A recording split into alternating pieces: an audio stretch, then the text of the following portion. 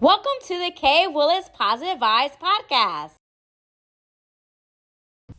Kay Willis Positive Vibes Talk Show on 1580, thepraise.com, a Gold Chip communication station. And it's such a pleasure, it's such an honor to have back Carlton Smith is a Harlem-born singer, songwriter, producer, and actor known as Mr. Soul, who brings classic 1960s, 70s soul, and R&B into the modern era. Raised in Spanish Harlem by his mother, he was shaped by early experiences, like seeing James Brown at the Apollo as a child and dropping out of college to pursue music.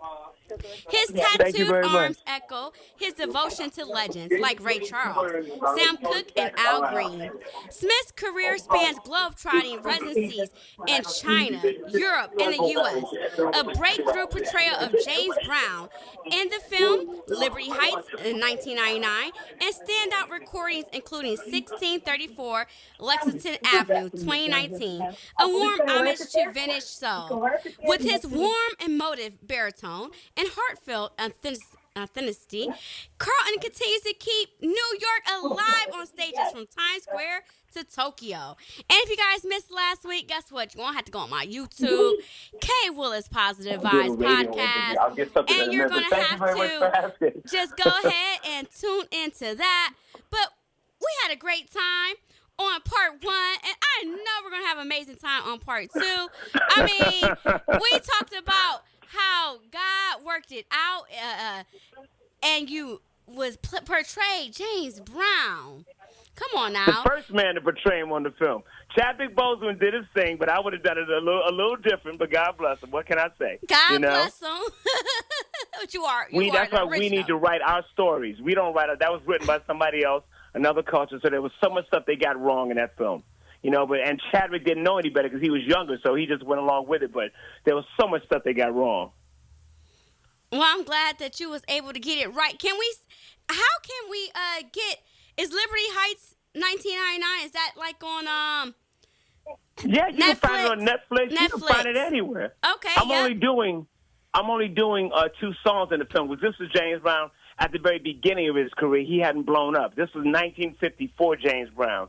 And the director said he wanted to put it in the film because him and about 3 other white kids were riding through town from Washington to Baltimore, and they saw that James Brown was appearing at a theater. They said, hey, we've heard this guy on the radio. Let's go see the show. He said it was the most amazing show he'd ever seen, and he always just remembered that scene, and he wanted to put it in the film. So that's how I got blessed to do it. Come on That's now. how I got blessed. Come on now, yes. Look here. I have met just about everybody you could possibly imagine. Not just singers. I've met, and I have every autograph. I'd have met everybody. You ready for this? From Donald Trump to Mark Furman. Do you hear me? Come on now. In the streets of New York. I'll send you the autographs later. In the streets of New York. Wow. And you'd be surprised how nice some people are. It's unbelievable. You'd be surprised. Wow. And I know you sent me a picture of MJ, the Michael Jackson. A picture of you and Michael Jackson. You want that story? I do. I want the story. Let's go ahead and tell the audience. I'm walking down Fifth Avenue, and back then brothers had a swagger when they walk. We had what we used to call a diddy bop. Okay. I see this black guy walking towards me, and he's walking so goofy that I remember thinking, damn, bro, straighten that out. You make us look bad out here. And I look up, and it's Michael. He is by himself. Wow. Do you hear me? Walking down Fifth Avenue. And it ain't like he wasn't famous. Trust me, he was already Michael Jackson at that time. He was in New York to film The Wiz. That's why he was here. Easel down the road. Exactly. I said, Mike? He went, hi. He was the nicest, sweetest guy in the world. We sit there and talk about 5-6 minutes. I said, I would love to write a song for you and your brothers. He gave me a card with his father's face, wrote a phone number on it. Just call this number. And we sit there and talk. He was the nicest, sweetest guy in the world. So when I look back at that picture, I wish I could. How do you go back in time and save a man from himself?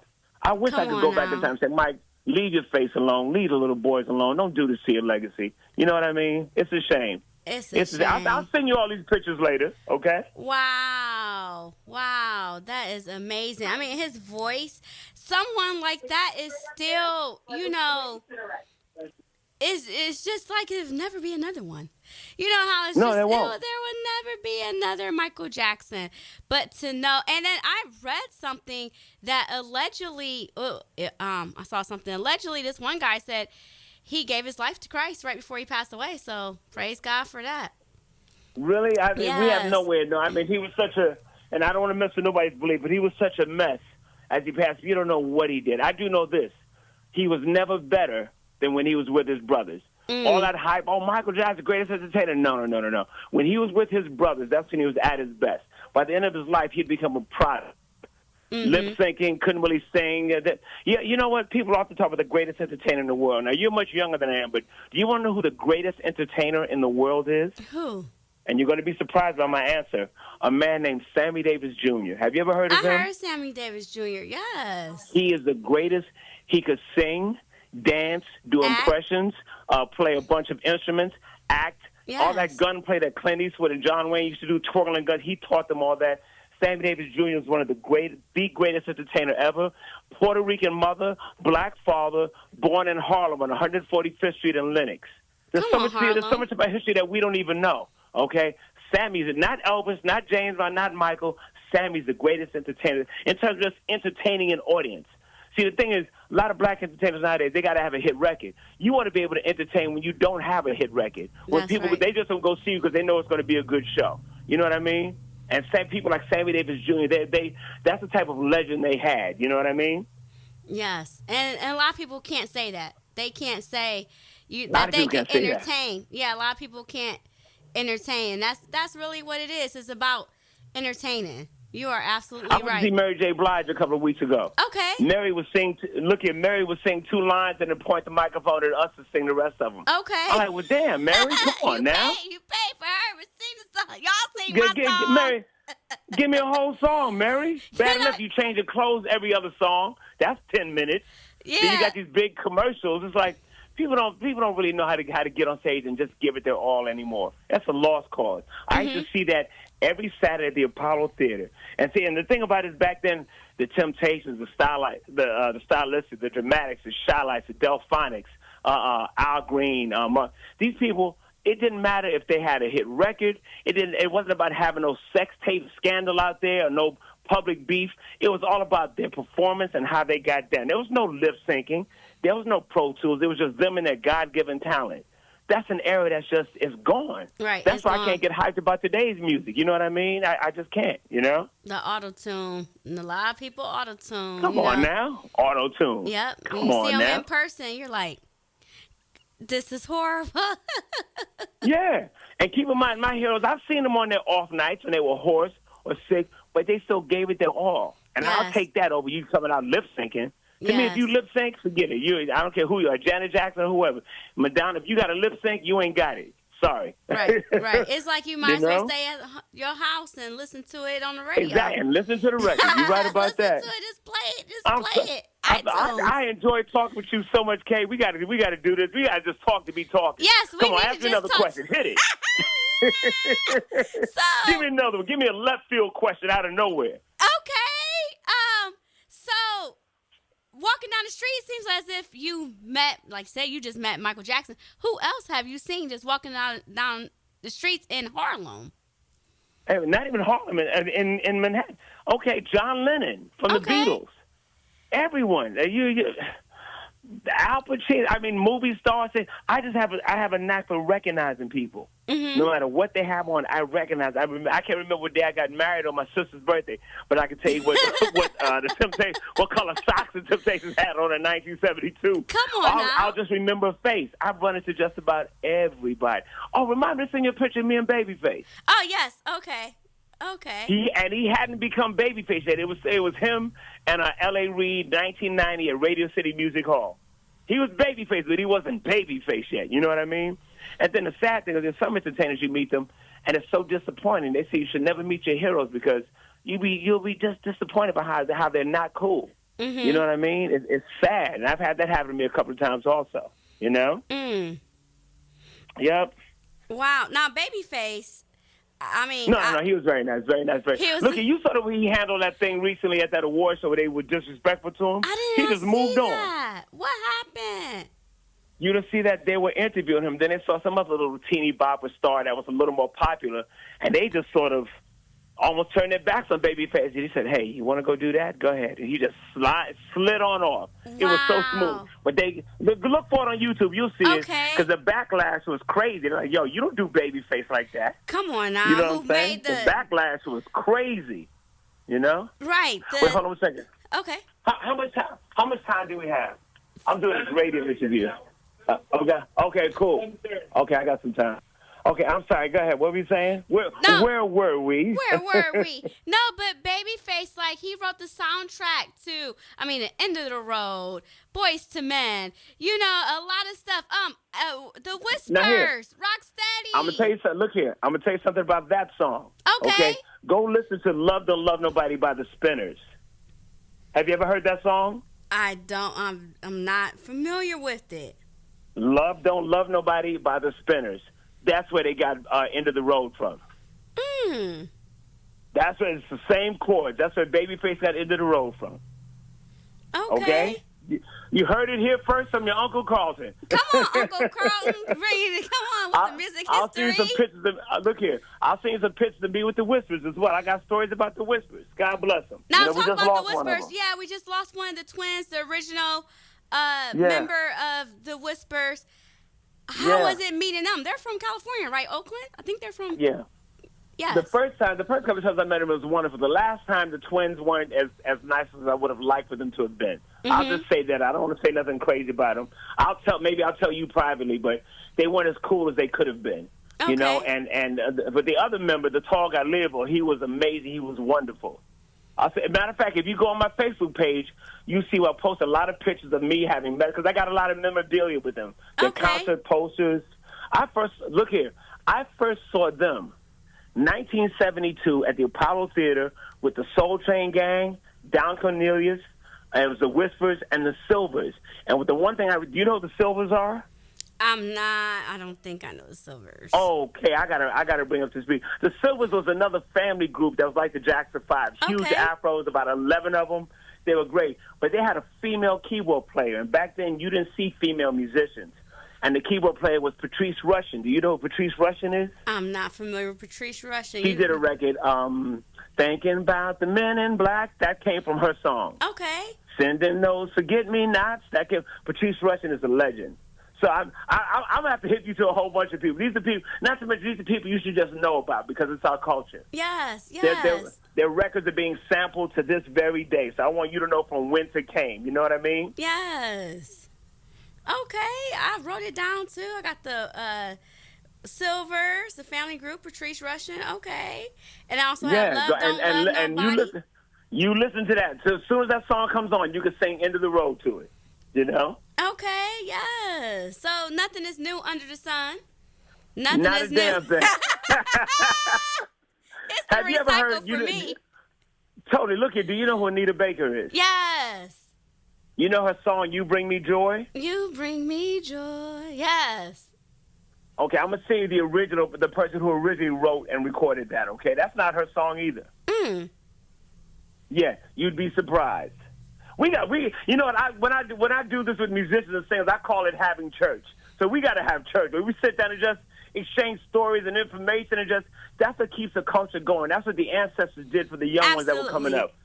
Yes, oral history, because that's what we had back in the day. We didn't have no technology in there. It's the oral history, and that's something we have to go back to, because if you don't tell your kids, and we want generational wealth, and people have to know. Each one. That's the name of the game. Come on now, each one teach one. I love that. I'll be saying that too, honey. Yes, each one Please teach do. one. But let me tell you something. Yes. When I go to these other countries, kids now, little kids can tell you the history of their country and who fought what wars and who won, blah, blah, blah. Here in America, these black kids in Harlem can't tell you when the Civil Rights Act was passed.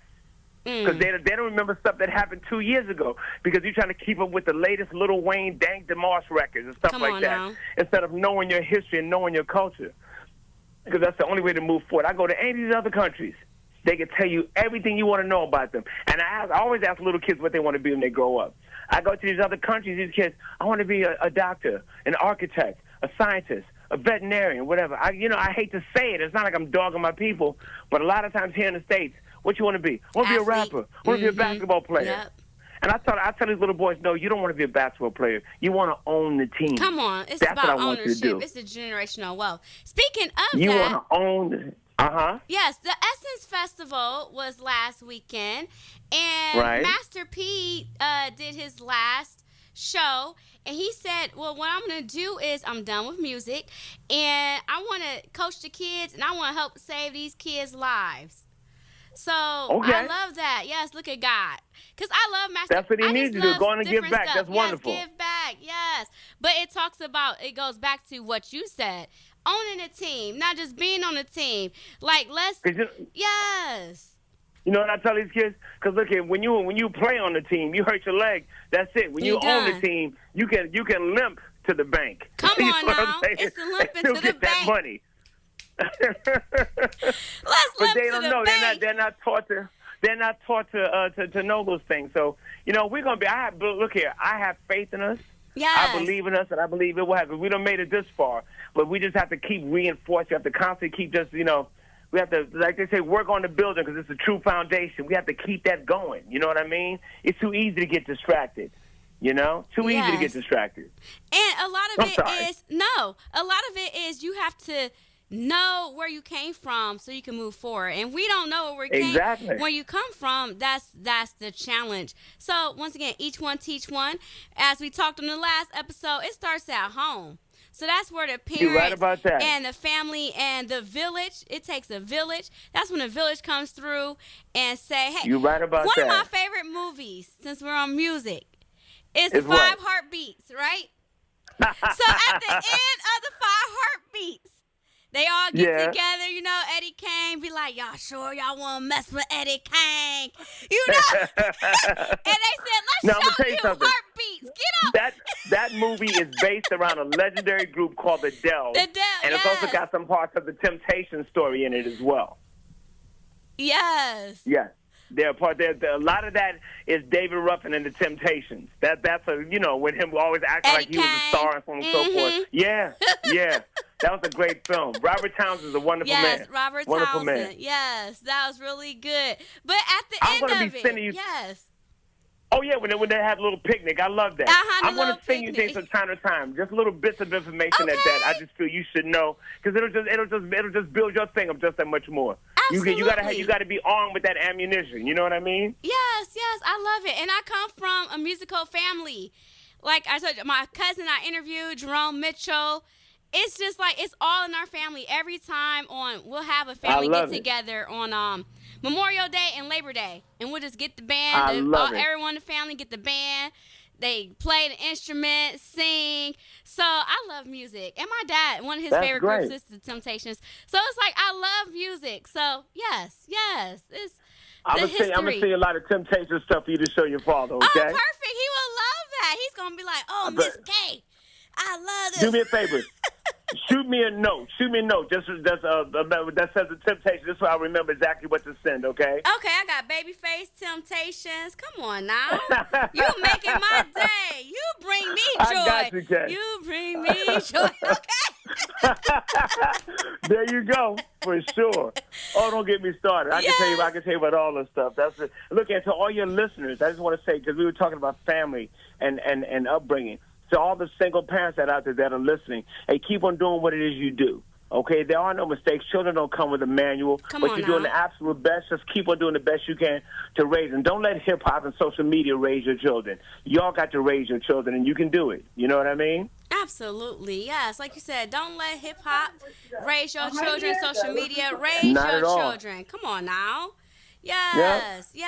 And there's no manual. And once again, it takes a village if you need. But you know what? We had big mamas back in the day. And the big mamas these days, they kicking it too. They say, I ain't watching no kids because I'm going out. So that's where we got to start. That's the problem. We got to start There comes a time you got to stay home, big mama. You know what I'm saying? You got to stay home, big mama. You got to watch the kids. You don't want to be the old lady at the club with a drink and a straw in it, sipping, come on. sipping one drink all night long. Knock that off. You know what I mean? You don't need that. We don't need that. We need people. Each one teach one, teach it. We need all of that. I Okay. try to do that with my daughter and all her friends, that's for sure. So, Sister Kay, we got to do, like I said, I'm going to make sure we stay in touch. Well, are you ever in New York? So I have been to Manhattan, but I never been to Harlem, and I want to go. So now you're giving me a reason to go. I never been to Harlem. I would love to go to Next time Spanish you come Harlem. to New York, you let me know. My wife and I'll take you up there. Me and my daughters will all go out there with you. So you never been to the Apollo Theater? No, I have to go. I've been Oh, to. no, you got to go. You okay? Yes. The last time I Oh, was no, in you New got to go York. check it out. History was made there. You got to go, okay? Absolutely. I haven't been to Motown. I need to go to Motown, too, in Detroit. Oh, here's another thing. If you're ever in Memphis, Tennessee, Al Green has a church there. Okay. Yeah, go on Hale Road. Go to his church, and if he's not on the road, he'll be there preaching, and he does his thing. So no, these are landmarks that you have to visit. That's for sure. Absolutely. Yes. So between recording, touring, and writing a book, acting, how do you balance everything? Because you're about to have a show in a few minutes. So how do you balance all of this? Yeah, I just balance it because it's what I love to do. So if you love to do it, it's not a matter of balancing it; it's your existence. Come on, You existence. don't even realize it until you're not doing it, because then you're uncomfortable. I don't want to go to no library. I don't want to go to no little friend's house and just sit around. You want to do music. You want to record. You want to write. You want to create. You want to go sit with other musicians and jam and stuff like that. That's what you want to do. It's when you take us out of that element that we feel uncomfortable. You know what I mean? People think you've been antisocial, but you're like, no, this stuff just doesn't concern me. I have no interest in this whatsoever. That's what it is. Right. It's not your purpose, but when you're in your purpose, you're thriving. Yeah. Yes. You know, yes. so yes, thank you, Tim. Come on now. So that's what I love. I have there's a couple of records I have out right now with just different labels in different countries. And so I said, why are you putting so many records? I said, look, anybody want to record me, anybody want to write, I'm going to do it, because you never know where a hit record's going to come from. You never know. You never know. And I write songs all the time, so I love it. You know, I loved it. And I was just at I just performed in London. Ooh. And Kay, there were so many people there that came up to me. We have all your records. I'll send some pictures. Had all my 45s, had a couple of albums, and to see people in the audience singing along with words that you wrote 3 o'clock in the morning in some hotel room because you were by yourself and had stuff on your mind. To see these people saying these words back to you, there's no greater blessing. Wow. It really is. It's not even so much about the money. Yeah, we love money, we want money, and it makes things easier. But sometimes it's just a blessing of sharing music and sharing emotion. You know what I mean? And there's nothing that can touch that. There's no greater feeling. Yes, it's like paying homage back to you. You know, it's like you getting your flowers. It's nothing like getting your flowers while you are alive. Come on now, where you can smell them. You know, so that's why I always tell people, give people their flowers when they can smell them. Because when we are no longer here and our spirit's gone, we with the Lord, what can we do? Come on now. But when we on something else. Our energy imprint is someplace else. We're on another journey. Come on now. See, the artists nowadays, they'll do anything they'll do anything to be put on. Back in my day, we would do anything just to be heard. We just want to be felt. Mm-hmm. You know what I'm saying? Yeah, we all want big money, but we just want to be felt.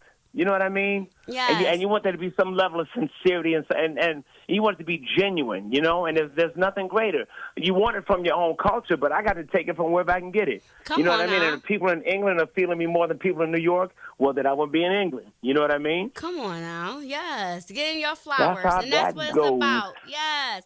But I appreciate, that's why I'm giving you your flowers now. We got to do stuff you are, like Sister that. Willis, and I appreciate it so much. Yes, we got to encourage people. We got to let people know that real music is still here. There are still people that want to promote it, that want to promote positivity, you know, that want to promote, you know, believing in the Lord and that He's working everything. Every entertainer, every singer, every writer, whoever that's listening to this program, at some point today or tomorrow, you go write something. You go create something, because there's somebody that's waiting for whatever it is you have to say. There's somebody else that feels just like that. There's somebody else that wants to hear it, but they won't hear it if you don't do it. Invest the time in yourself. Invest in your art. Invest in your craft. I believe in you, so I want you to believe in you. You must believe as if you already know. You know what I'm saying? You have to believe as if you already know. Forget about social media. Go and let it be all about you. You know what I mean? Yes. And you can be all right. Yes, absolutely. Like you said, I'm not believe. preaching too much, am I? No. Yes. Say to that mountain, come on now.